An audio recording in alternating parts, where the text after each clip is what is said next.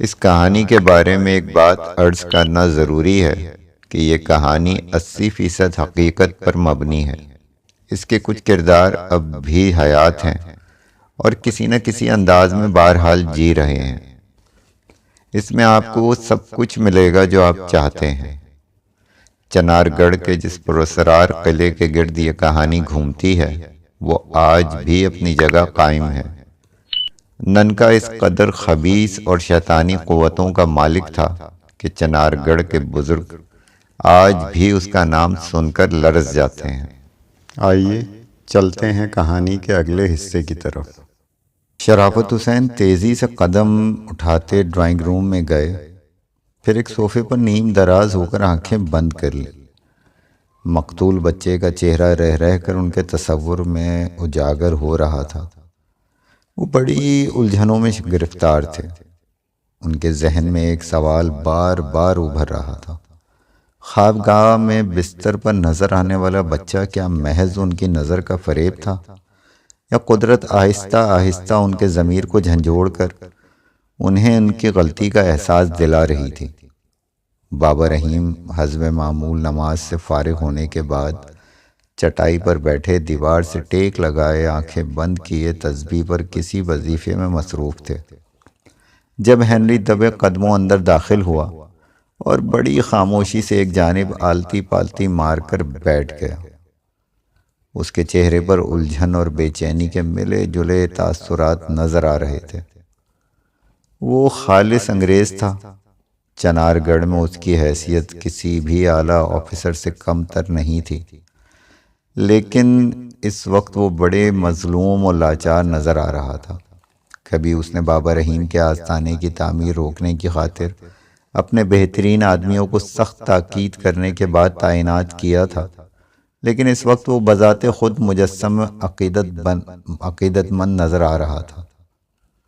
اس کے دل و دماغ میں اب یہ بات پتھر کی لکیر بن کر بیٹھ گئی تھی کہ خدا نے اگر بابا رحیم کو اس کے لیے وسیلہ بنا کر عین وقت پر نہ بھیجا ہوتا تو ننکا جس نے مارٹینا کے جسم پہ تسلط جما رکھا تھا، مارٹن ڈگلس کے بعد ہنری کو بھی ٹھکانے لگانے سے کبھی دریغ نہ کرتا۔ اس نے گولی بھی داغی تھی، لیکن قسمت نے اسے بچا لیا تھا، اور تب اسے یاد آیا تھا کہ بابا رحیم نے اس سے کہا تھا اگر وہ صدقے دل سے سچے اور سیدھے راستے پر چلنے کا عہد کر لے تو وہ ننکا کی گندی قوتوں سے محفوظ رہے گا۔ ہوا بھی ایسا ہی تھا۔ مارٹن ڈگلس اس کی نگاہوں کے سامنے ننکا کی پراسرار شیطانی قوتوں کا شکار ہوا تھا، لیکن ہنری اس کی گولی سے بال بال بچ گیا۔ ہوش میں آنے کے بعد اس نے فوری طور پر ایس پی اور دوسرے افسران بالا کو جائے واردات کا معائنہ کرایا تھا۔ اپنے بیان میں ہنری نے جان بوجھ کر ننکا کی پراسرار طاقت کے عمل دخل کا ذکر نہیں کیا۔ یہ بات بڑی سچائی سے بتائی تھی کہ وہ اور مارٹن ایک اہم انتظامی امور پر باتیں کرنے میں مصروف تھے جب مارٹینا کمرے میں داخل ہوئی اور کسی نامعلوم وجہ سے اس نے مارٹن کو یکے کے بعد دیگر 2 فائر کر کے موت کے گھاٹ اتار دیا۔ تیسری گولی اس نے ہنری پر چلائی تھی، لیکن اس کا نشانہ خطا کر گیا، پھر وہ خود بھی بے ہوش ہو گئی تھی۔ ہنری کے بیان میں بہت سے سقم اور جھول تھے۔ اس کی جگہ کوئی عام آدمی ہوتا تو پولیس اور دوسرے تفتیش کرنے والے اس کے بیان کردہ کہانی کی دھجیاں بکھیر دیتے، لیکن کالے اور گورے حاکم اور محکوم کا فرق تھا، اور اسی حاکم و محکوم کے فرق نے انہیں زبان بند رکھنے پر مجبور کر دیا تھا۔ ہنری کا بیان سن لینے کے بعد انہوں نے مارٹن ڈگلس کی لاش پوسٹ مارٹم کی خاطر اٹھوا دی اور مارٹینا کو اس کے شدید احتجاج کے باوجود ہنری کی خاموشی کو محسوس کرتے ہوئے گرفتار کر کے لاک اپ کر دیا تھا۔ جو کچھ ہوا تھا اس نے پولیس اور انتظامیہ کے ذہنوں میں کھلبلی مچا دی تھی، لیکن ہنری کو ان باتوں کی کوئی فکر نہیں تھی۔ اسے ننکا کی شیطانی قوتوں کے خوف نے دہشت زدہ کر رکھا تھا، اس لیے نصف رات گئے چوری چھپے بابا رحیم کے آستانے پر کسی عقیدت مند کی طرح ایک طرف خاموشی سے ننگے اور کچے فرش پر آلتی پالتی مارے بیٹھا تھا۔ اسے موت کے منہ سے بچ جانے کے باوجود اس بات کا خطرہ لاحق تھا کہ ننکا جو ایک بار اسے ہلاک کرنے میں ناکام ہو چکا تھا، دوسری بار اپنے سفلی کے گندے علم کے زور پر موت کے گھاٹ اتارنے کی کوشش ضرور کرے گا۔ کمرے میں گہرا سکوت طاری تھا۔ چراغ کی مدھم روشنی میں بابا رحیم کا وجود بھی کچھ کم پراسرار نہیں لگ رہا تھا۔ ہنری کو وہاں آئے 10 منٹ سے زیادہ گزر چکے تھے، لیکن بابا رحیم کی محویت میں کوئی فرق نہیں آیا تھا۔ ان کی انگلیاں مشینی انداز میں سندیلی تسبیح کی تانوں پر گردش کر رہی تھیں۔ پھر اچانک بابا رحیم نے چونک کر آنکھیں کھول دیں۔ ایک لمحے تک چھت کو گھورتے رہے، پھر انہوں نے نگاہ کا زاویہ تبدیل کر کے ہنری کو بغور دیکھا۔ چند ثانیے دیکھتے رہے، پھر ان کے ہونٹوں پر ہلکی سی مسکراہٹ پھیل گئی۔ اس وقت کیسے آنا ہوا؟ انہوں نے مدھم لہجے میں ہنری کو مخاطب کیا۔ سلام عرض کرنے حاضر ہوا تھا، ہنری نے پہلو بدل کر گھٹنے کے بل بیٹھتے ہوئے بڑی عقیدت سے جواب دیا۔ موت برحق ہے میرے عزیز، لیکن اس کا اختیار صرف قادر مطلق کے پاس ہے، باقی سب دھوکہ ہے۔ بابا رحیم نے ایک لمحے کی خاموشی کے بعد بڑی گھمبیر آواز میں کہا، ڈرنا ہے تو صرف نیلی چھتری والے سے ڈرو اور ان باتوں سے پرہیز کرو جس کا ذکر بار بار تمہاری مقدس کتابوں میں آیا ہے۔ نجات کا بس یہی ایک راستہ ہے، اسے کبھی فراموش نہ کرو، اس کی رسی کو نہ چھوڑو، مضبوطی سے پکڑے رہو کہ موت اور زندگی دونوں اسی کے تابع ہیں۔ میں آپ کا شکریہ ادا کرنے کی خاطر حاضر ہوا ہوں۔ اگر آپ نے ہنری کے لہجے میں انگریزوں کی روایتی چاپلوسی اور سیاست موجود تھی، تم گناہ کے مرتکب ہو رہے ہو۔ بابا رحیم نے ہنری کا جملہ کاٹ کر تیزی سے کہا، شکر ادا کرنا ہے تو اس کا کرو جس نے تمہیں موت کے ہاتھوں زندگی عطا کی۔ میں تو اس کا ایک حقیر بندہ ہوں، عاجز اور لاچار۔ وہ خبیث میری جان کا دشمن ہو رہا ہے۔ ہنری نے تفصیل بتانے کی خاطر کہا، وہ گندی قوتوں کا مالک ہے۔ مجھے خطرہ ہے کہ وہ مجھے سکون کا سانس نہیں لینے دے گا۔ تم پھر سے رات مستقیم سے بھٹک رہے ہو۔ ذوالجلال صرف اس کی ذات واحد ہے جو سب سے زیادہ قوت والا ہے۔ اس کے اشارے کے بغیر تو کوئی درندہ بھی ایک چونٹی کا شکار نہیں کر سکتا۔ اسی پر بھروسہ رکھو، بابا رحیم نے کہا۔ اس پلید اور بدذات کو بھول جاؤ جو خباثت پر آمادہ ہے۔ ابھی قدرت نے اس کی رسی دراز کر رکھی ہے۔ مجھے کچھ عطا کر دیں بابا، ہنری نے بڑی لجاجت اور درخواست سے کہا۔ آپ کی کوئی نشانی میرے پاس ہوگی تو وہ… یہ سب دل کا بہلاوا ہے، خود فریبی ہے، بابا رحیم نے تیزی سے کہا۔ پھر ادھر ادھر دیکھتے ہوئے بولے، تم اب جا سکتے ہو۔ میری نصیحت پر عمل کرو اور ایک بات پر یقین کامل رکھو، جب تک اس کی طرف سے فرمان جاری نہیں ہوگا اس وقت تک کوئی طاقت تمہارا بال بھی بیکا نہیں کر سکتی۔ ہنری نے اٹھ کر بابا رحیم کے پیر چھونے کی کوشش کی، لیکن بابا رحیم نے اسے اشارے سے منع کر دیا۔ پھر جب ہنری کمرے سے باہر چلا گیا تو بابا رحیم نے بائیں جانب منہ کر کے کہا، تم کیا کھیل تماشے کرتے پھر رہے ہو؟ بابا رحیم کی آواز سن کر ابوالقاسم جو چٹائی پر موجود تھا نظر آنے لگا۔ میں اس بدبخت کی روح قبض کرنے کی قدرت تو نہیں رکھتا تھا، لیکن اسے خوفزدہ کر کے اس کا خون ضرور خشک کر سکتا تھا۔ اس سے کیا حاصل ہوگا؟ کیوں؟ کیا اسے اس کے کیے کی سزا نہیں ملنی چاہیے؟ یہی تو تمہاری بھول ہے، بابا رحیم نے کہا۔ تم آگ سے بنے ہوئے ہو، اس لیے جلدی طیش میں آ جاتے ہو۔ صبر و تحمل کی عادت ڈالو تو خود اپنی اصلاح کر سکتے ہو۔ میں اس وقت ایک خاص بات پوچھنے کے غرض سے حاضر ہوا ہوں، ابوالقاسم نے سنجیدگی سے دریافت کیا۔ کیا وہ خزانہ حاصل کرنے میں کامیاب ہو جائے گا؟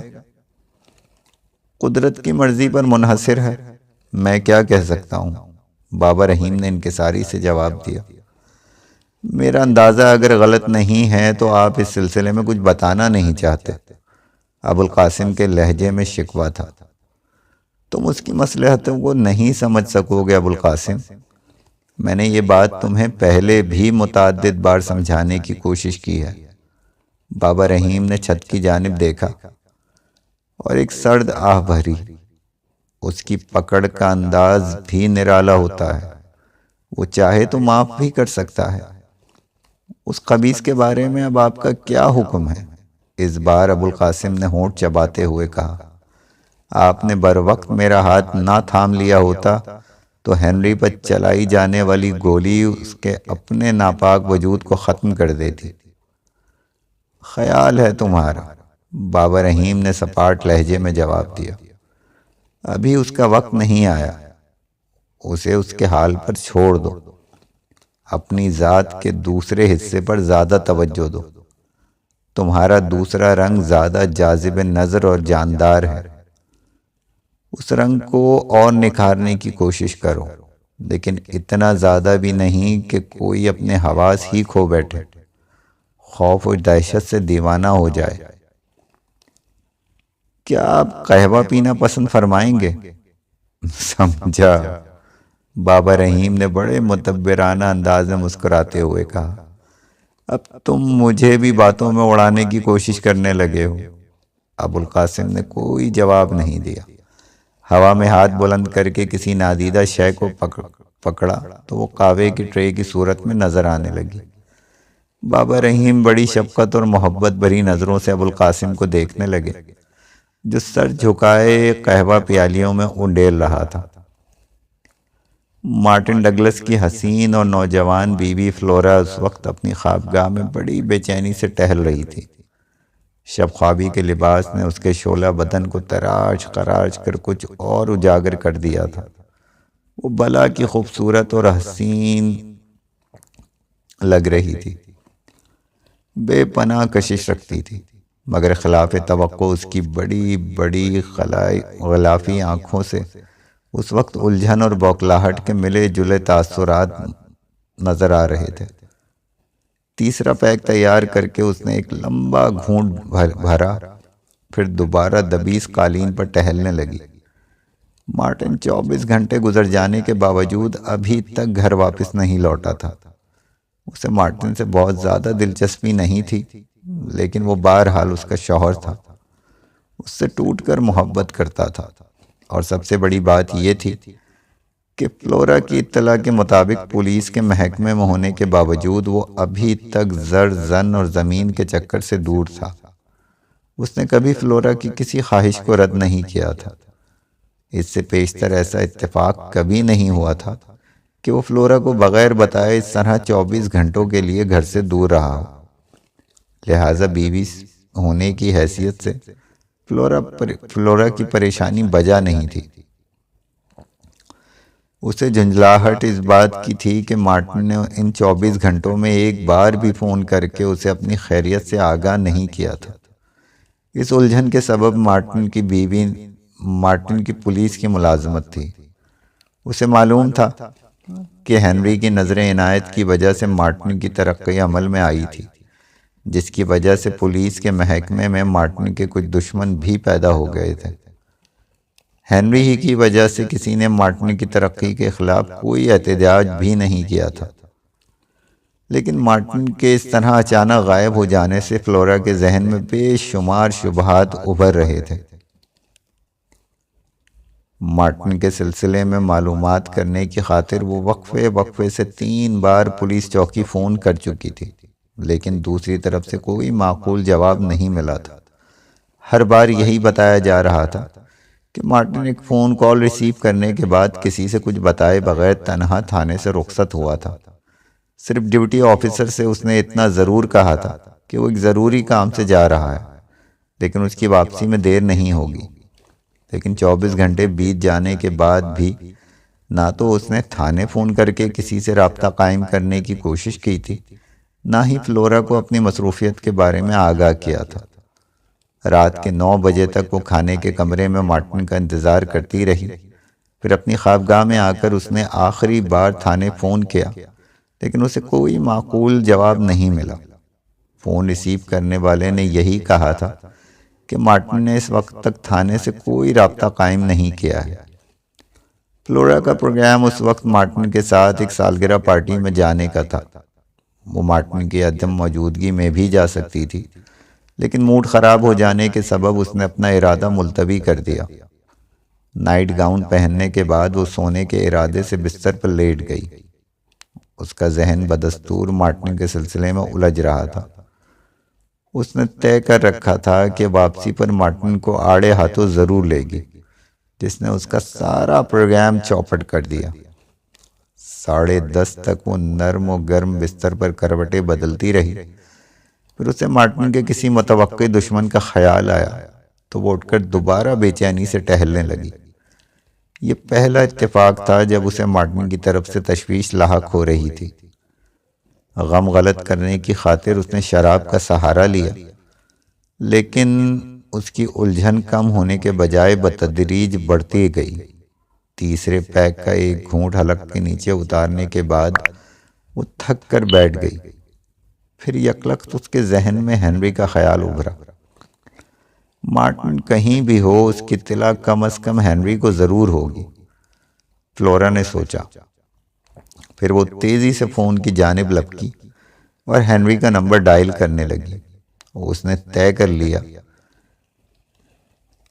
کہ اگر دوسری جانب سے فون پر ہنری کے بجائے مارٹینا کی مکروہ آواز سنائی دی تو وہ خاموشی سے ریسیور رکھ دے گی۔ فلورا کو یہ بات خود ہنری نے بتائی تھی کہ مارٹینا کو ان دونوں کے تعلقات پر شبہ ہو گیا ہے۔ وہ خود کون سی بڑی پارسا ہے جو مجھ پر شبہ کر رہی ہے، اور اگر کرتی ہے تو کرتی رہے، مجھے اس کے متعلق پرواہ نہیں۔ فلورا فون کرتے وقت حقارت بھرے انداز میں بدبدا رہی تھی۔ پھر دوسری جانب سے گھنٹی کی آواز ابھری تو وہ سنبھل کر بیٹھ گئی۔ ہیلو۔ فون ہنری کے بجائے اس کے کسی ملازم نے اٹھایا۔ مسٹر ہنری سے بات کرنی ہے، فلورا نے سنجیدگی سے کہا۔ صاحب اس وقت گھر پر نہیں ہیں، آپ اپنا نام اور پیغام لکھوا دیں، میں دوبارہ فون کر لوں گی، فلورا نے سپاٹ لہجے میں جواب دیا اور پھر سلسلہ منقطع کر دیا۔ ایک لمحے تک کچھ سوچتی رہی، پھر اس نے چنار گڑھ کے ایس پی بلونت کمار کو فون کیا۔ فلورا کو یقین تھا کہ ایس پی کو مارٹن کی نقل و حرکت کے بارے میں ضرور علم ہوگا۔ ہیلو، بلونت کمار، میں فلورا بول رہی ہوں، فلورا ڈگلس۔ اس نے ایس پی بلونت کمار کی آواز کو پہچان کر کہا۔ کہیں میں نے آپ کو ڈسٹرب تو نہیں کیا؟ میں رات دیر سے سونے کا عادی ہوں، بلونت کمار نے خوش اخلاقی کا مظاہرہ کیا۔ آپ خیریت سے تو ہیں؟ میں تو خیریت سے ہوں، لیکن مارٹن، اس نے جان بوجھ کر اپنا جملہ ادھورا چھوڑ دیا۔ کیا ہوا مارٹن کو؟ بلونت کمار نے حیرت سے پوچھا۔ وہ 24 گھنٹے سے گھر نہیں آیا، فلورا نے بے حد سنجیدگی سے کہا۔ تھانے والوں کو بھی اس کے بارے میں کوئی اطلاع نہیں ہے؟ کیا اس نے آپ سے بھی کانٹیکٹ کرنے کی کوشش نہیں کی؟ جی نہیں، اس لیے میں نے آپ کو فون کیا ہے، شاید آپ کو علم ہو کہ وہ کس کام میں مصروف ہے۔ Sorry Mrs Douglas, Balwant Kumar نے تھوڑے توقف سے جواب دیا۔ میرا خیال ہے کہ آپ مسٹر ہنری سے معلوم کریں، ہو سکتا ہے کہ مسٹر ہنری اس وقت گھر پر موجود نہیں ہیں، فلورا نے جواب دیا۔ آئی سی، ٹھیک ہے، پھر میں دیکھتا ہوں کہ مارٹن کہاں ہو سکتا ہے۔ اگر معلوم ہو گیا تو آپ کو ضرور مطلع کروں گا۔ دوسری جانب سے فون بند کیا گیا تو فلورا کی تشویش اور بڑھ گئی۔ نہ جانے کیوں اس کی چھٹی حس بار بار اسے یہ احساس دلانے کی کوشش کر رہی تھی کہ ایس پی بلونت کمار کو مارٹن کے بارے میں علم ہے، لیکن وہ جان بوجھ کر انجان بن رہا ہے۔ اس کا خیال تھا کہ فلورا کو اور الجھا دیا تھا۔ اس نے اٹھ کر ڈریسنگ ٹیبل پر رکھا ہوا گلاس اٹھایا اور تیسرا پیک بھی ایک ہی گھونٹ میں حلق کے نیچے اتار لیا۔ آج فلورا کو مارٹن کی کمی کا بڑی شدت سے احساس ہو رہا تھا۔ 11:10 پر اس کی وحشت حد سے بڑھ گئی تو وہ شب خوابی کے لباس میں ہی خوابگاہ سے باہر نکل آئی۔ لاؤن سے گزر کر باہر لان میں جانے کا ارادہ کرنے سے عمارت کے باہر نکلی تو پورٹ میں اپنی کار کھڑی دیکھ کر اس کے ذہن کو خفیف سے جھٹکا لگا۔ وہ اپنی کار خود ہی ڈرائیو کرنے کی عادی تھی۔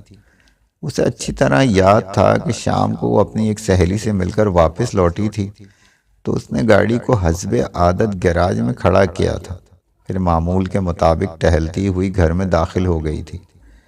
پھر یہ گاڑی یہاں کیسے آ گئی؟ اس نے دل ہی دل میں سوچا۔ قدم اٹھاتی کار کے قریب گئی تو یہ دیکھ کر اسے مزید حیرت ہوئی کہ اس کے دروازے کا لاک نہیں تھا اور گاڑی کی چابی اگنیشن میں لٹکتی نظر آ رہی تھی۔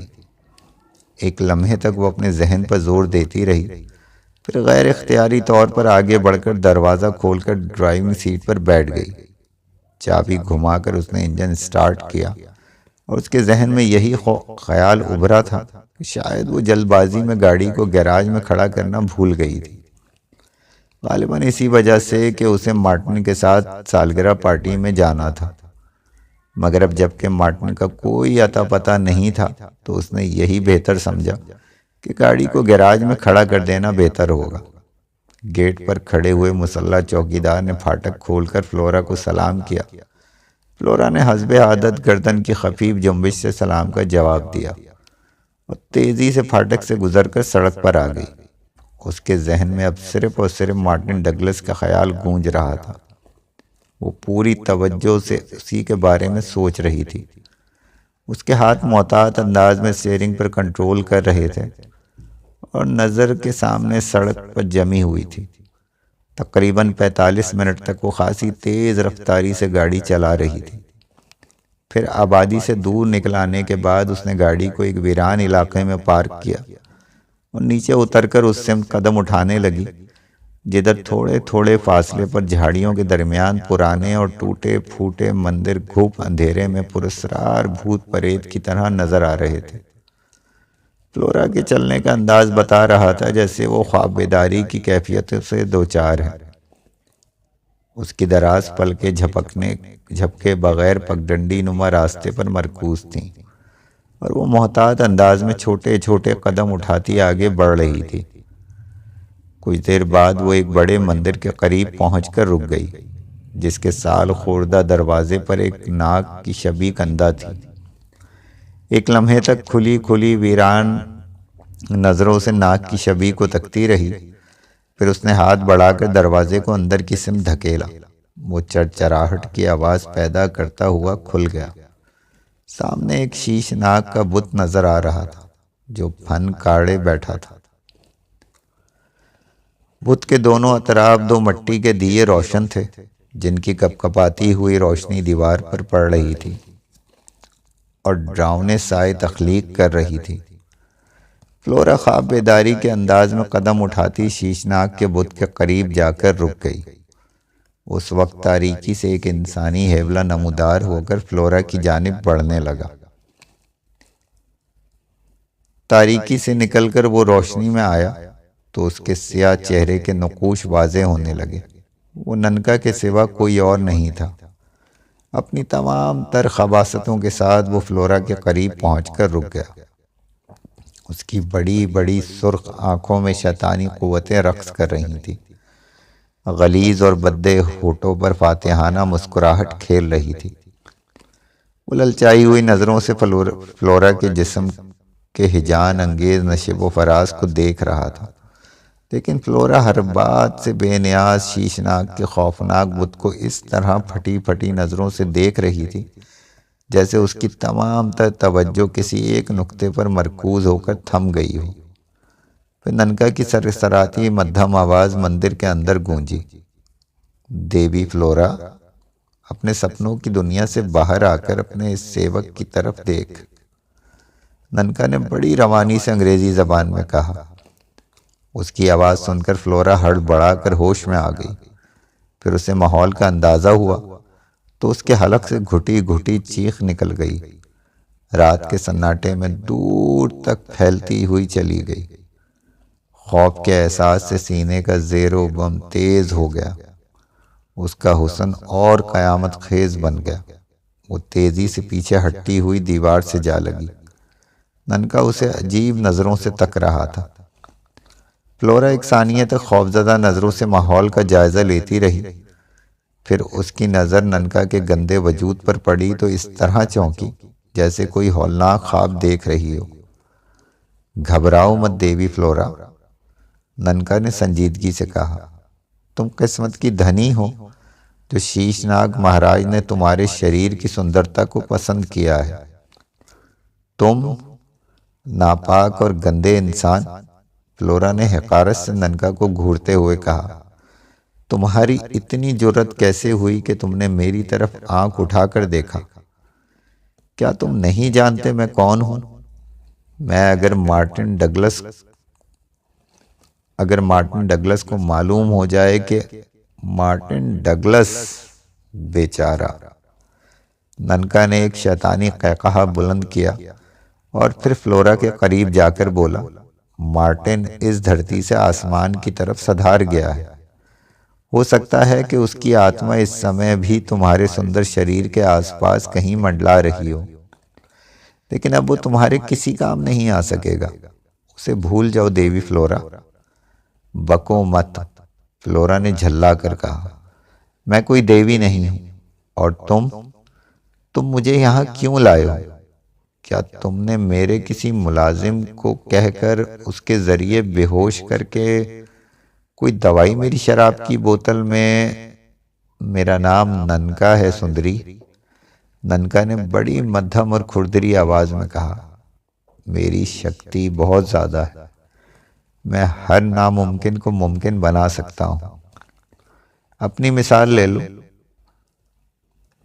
تم اس باریک لباس میں جس سے تمہارا سندر شریر میرے اندر آگ کو ہوا دے رہا ہے، اپنی کار گیراج میں کھڑی کرنے کے ارادے سے جا رہی تھی، لیکن اب میری نظروں کے سامنے کسی سہمی ہوئی کبوتری کی طرح کھڑی ہو۔ یہ ننکا کی شکتی کا ایک معمولی سا چمتکار ہے جو تمہیں یہاں تک لے آیا اور تمہیں خبر تک نہ ہوئی۔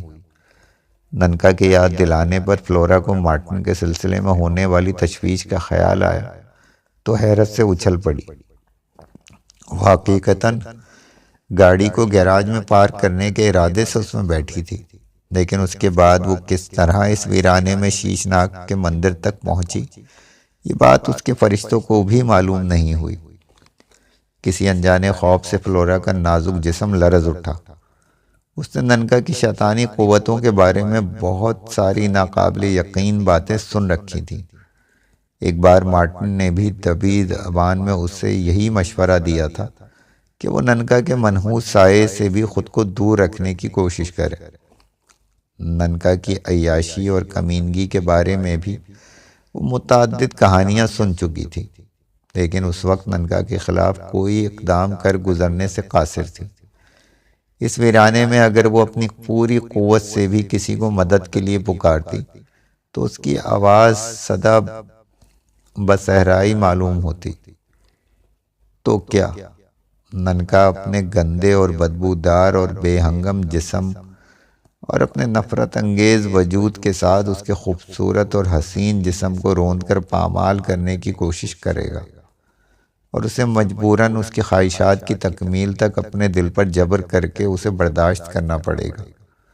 فلورا کے ذہن میں یہ خیال کسی ناقابل برداشت بدبو کے تیز بھپکے کی مانند ابھرا تو جی اندر سے متلانے لگا۔ گھٹن کا احساس ہوا تو اس نے خوفزدہ لہجے میں پوچھا، تم مجھے یہاں کیوں لائے ہو؟ تمہارے من میں جو خیال کل بلا رہا ہے اسے نکال دو فلورا دیوی، ننکا نے معنی خیز انداز میں مسکرا کر کہا۔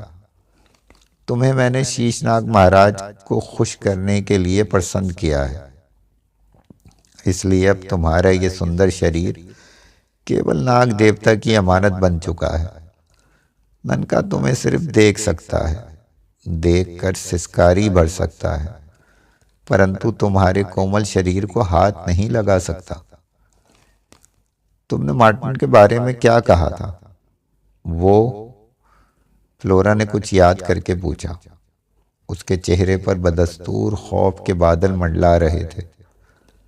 ہاں، میں نے غلط نہیں کہا تھا، ننکا نے مسکرا کر کہا۔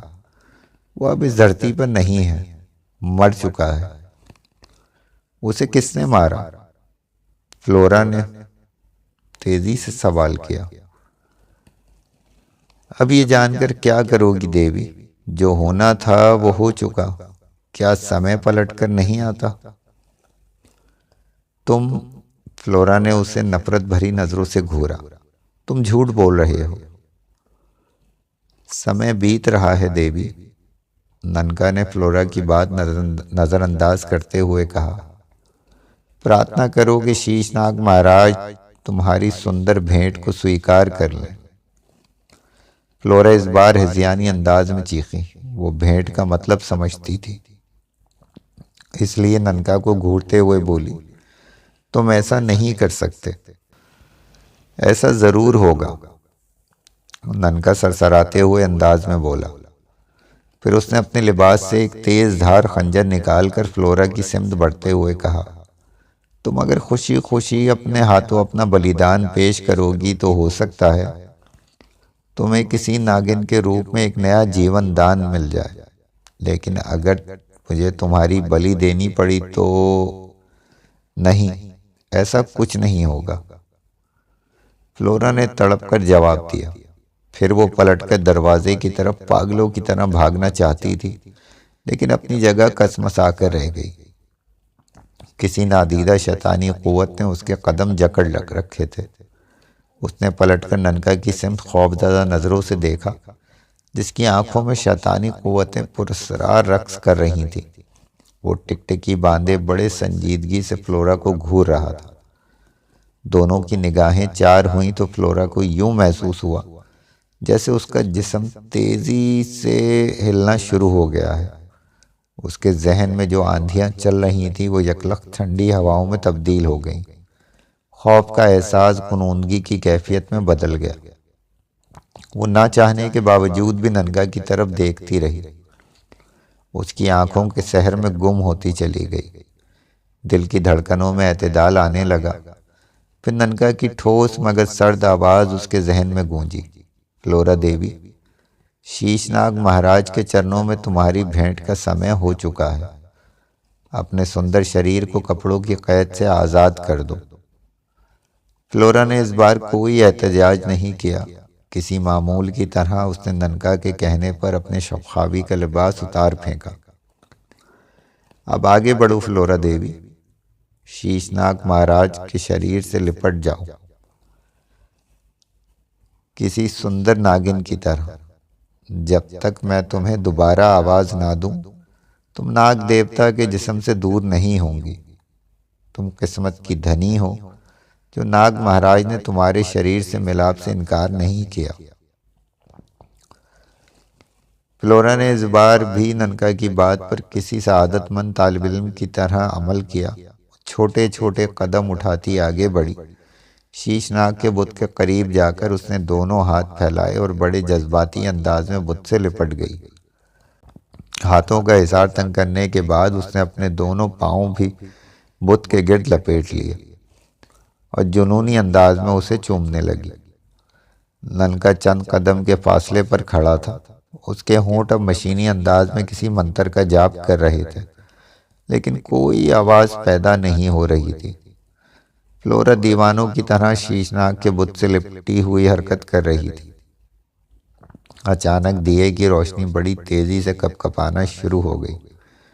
پھر ایسا محسوس ہوا جیسے اسے چھوٹے سے مندر میں سینکڑوں ناگنوں نے اکٹھے ہو کر پھنکارنا شروع کر دیا ہو۔ وہ نظر نہیں آ رہی تھی، لیکن ان کے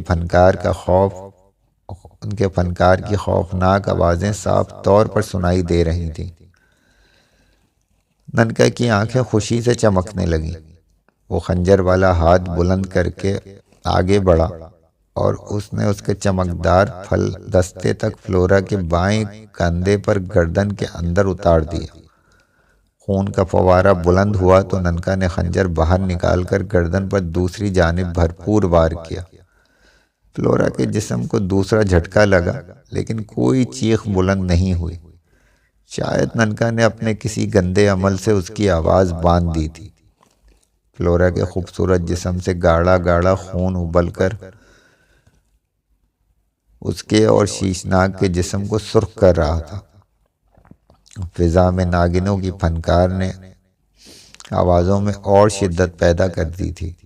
ننکا خوشی سے ناچ رہا تھا اور تھوڑے تھوڑے وقفے سے فلورا کے جسم کے مختلف حصوں پر خنجر کے وار کر رہا تھا۔